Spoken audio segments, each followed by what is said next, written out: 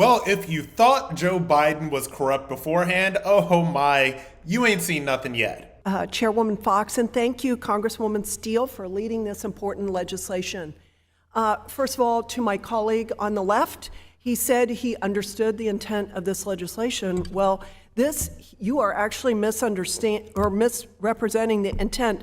This is not about students. This is about money coming from nations that are a national security threat to us.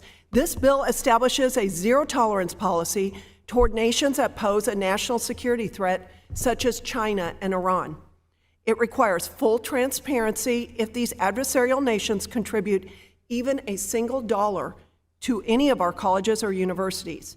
During 2018 and 2019, Joe Biden's Penn Biden Center at the University of Pennsylvania received more than $500,000 from a group with ties to the Communist Party of China. The House Oversight Committee also discovered that the University of Pennsylvania paid Joe Biden $900,000 during this very same period.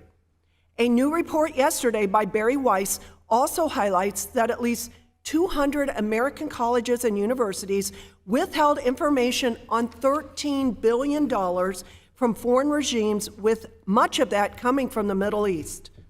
Pro-Hamas groups have gained a foothold in our colleges, very sadly. And the colleges and universities raking in money from the Middle East appear to be ignoring Title VI while they allow Jewish students to be threatened and harassed on campus. H.R. 5933 holds taxpayer-funded colleges and universities accountable. It requires public disclosure of foreign gifts to individual staff and reveals foreign investments and endowments. We must protect students, universities, and our American values by eliminating foreign influence on college campuses. Again, I want to thank Congresswoman Steele and Chairwoman Fox, and I yield back. So what you're seeing in this clip is this. It's basically, and you know, the Hillary Clinton and the Clinton Foundation and all this stuff, like they run all of this hustle. But basically, what they're finding out is that the Biden Center, you know, one of these centers that they put in these colleges and universities, the Biden Center for Progress or whatever, like at UPenn, is receiving a lot of its funding from foreign entities that also are not, we'll just say, kind to America, that do not see America in a good light. And so this is only the latest example that you see of Joe Biden's inherent corruption.